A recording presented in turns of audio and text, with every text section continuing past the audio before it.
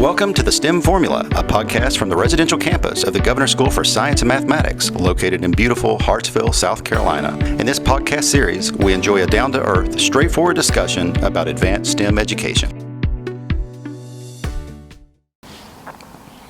Hi, I'm Michael. And I'm Nicole. You know, Nicole, one of the things that visitors to the Governor School notice is all of the art that's in the hallway. Now, I know you got to interview our art instructor. I did. I got to talk to Alyssa Reiser Prince. She is our art teacher here. She recently came from Coker University, and she's also a practicing artist. Okay, well, we'll hear what she had to say right after these messages. GSSM is South Carolina's nationally recognized STEM high school for academically gifted students. Take your education to the next level. GSSM Residential and STEM Foundations are for grades 11 through 12. Summer research and international travel lead to earning the distinguished GSSM diploma. Accelerate is GSSM's engineering program for grades 10 through 12, taught virtually, in real time, at participating schools. Students can earn 50 dual enrollment credits. GSSM offers all these opportunities tuition-free. Let's talk. Hi, Alyssa. Thanks for joining us on the STEM Formula. Thank you for having me. Can you start out by telling us about your background and how you came to GSSM? Yes, sure. So I have a BFA from the University of North Carolina at Charlotte and an MFA from Clemson University, which is a terminal degree in my discipline. I taught at university level for the last 11 years and came on board last year with GSSM. That's awesome. Yeah. Can you talk about your approach to teaching art? Yeah. So in the classroom and in the studio, it really is a place for inquiry. So when I teach art, we're learning about new techniques and new media, but I'm really pushing the students to see how far they can push something.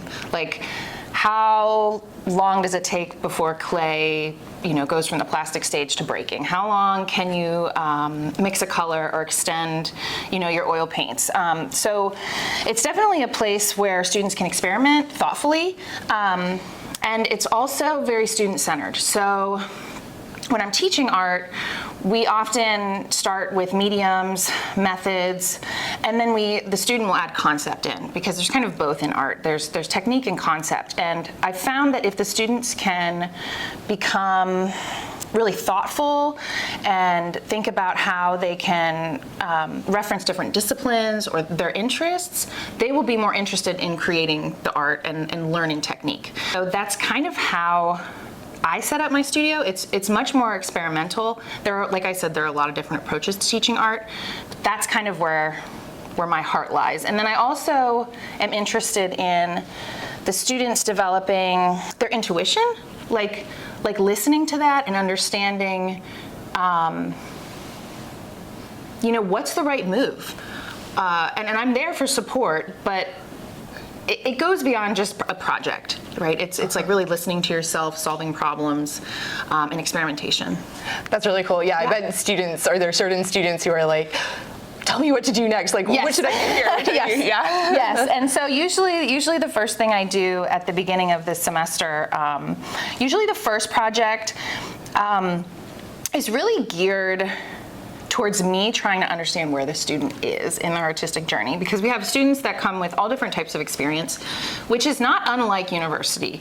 It's the same way. I think people have this misunderstanding that high school students and college students are necessarily at different levels. That's not always true. It depends on their background. So usually the first assignments are limited in terms of media. So we might be working just with ink, for example, in a drawing class, and I will give parameters.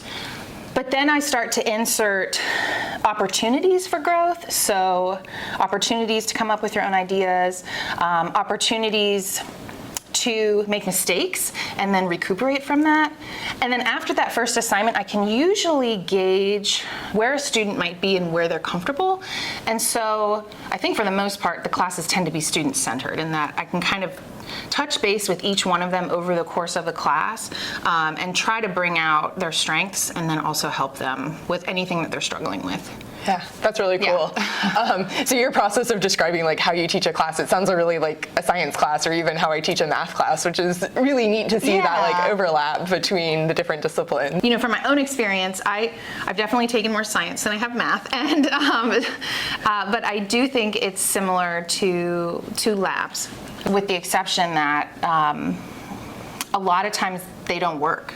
So like there might be an experiment, or the student is trying to prototype something and it just keeps failing, and so they have to keep trying again and figure it out, which is, I guess, similar to science, and ultimately like really high level math, I would think. Yeah.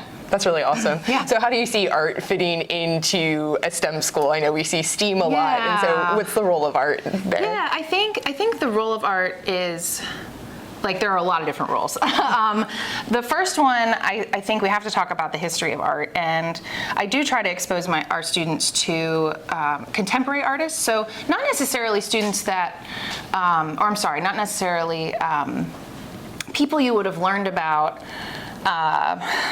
200 years ago. Let's talk about people that are making art today. Because I think about how the students might engage with that type of work when they're out, when they're in college. They go to the galleries, they go to the museums. How are they going to make sense of that? So I want to help them kind of understand the history of art and the history of what's going on today. And then I think that in a STEM school, and actually just to be a really good artist, you have to be comfortable in ambiguity. You have to be comfortable with coming up with your own ideas, following processes through. You have to be comfortable with this idea of failure, right? The idea that the creative process is one that starts off with a lot of brainstorming, and then it moves on into process. You have to be reflective. So you have to be able to analyze what you're doing. You have to ask for feedback and receive criticism, right? Like, that's really an important goal for an artist, but also for a human, I would think in STEM.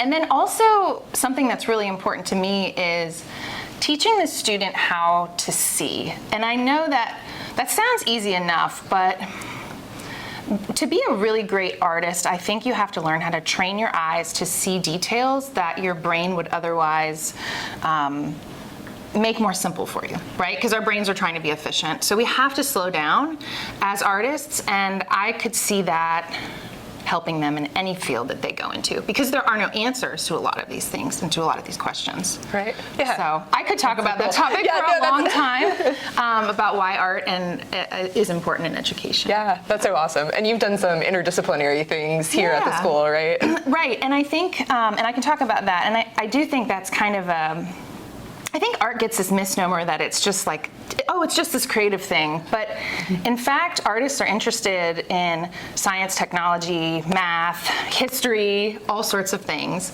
And so in the last year here, to talk about interdisciplinary work that we've done, I did work with Dr. Walker in physics. She brought her physics class in. I think they were learning about optics and the color wheel.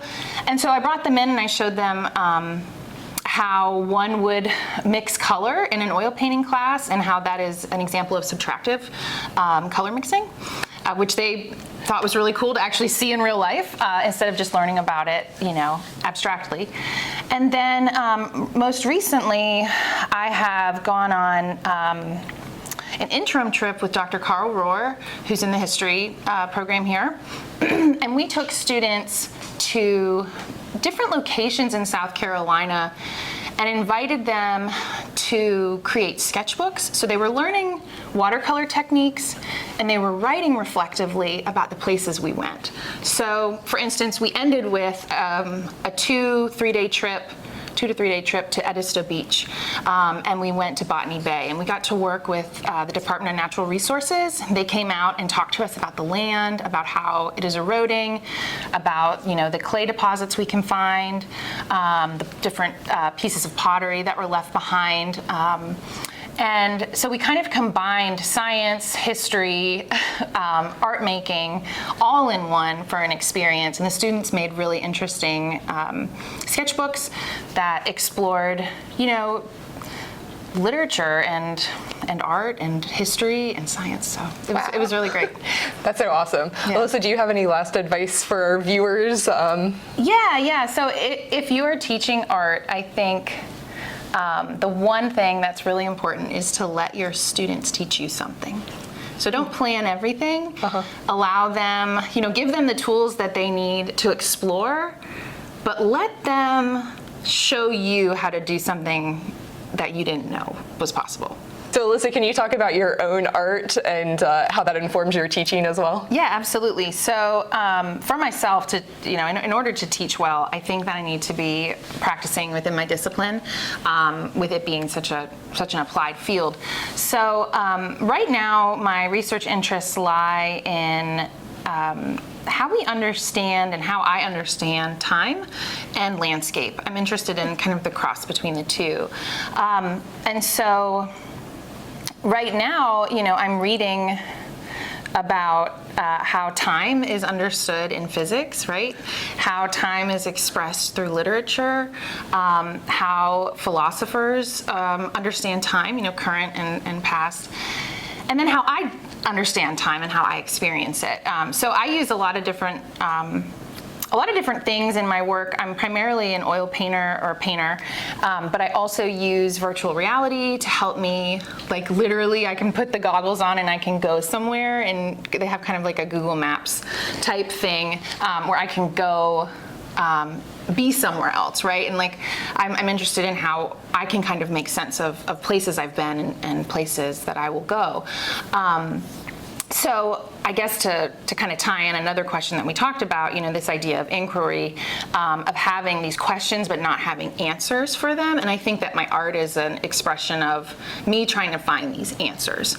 And I don't necessarily know where it's going to take me. So when I'm teaching, it's okay, what are you interested in? What different media could we express those interests through? And let's see what happens.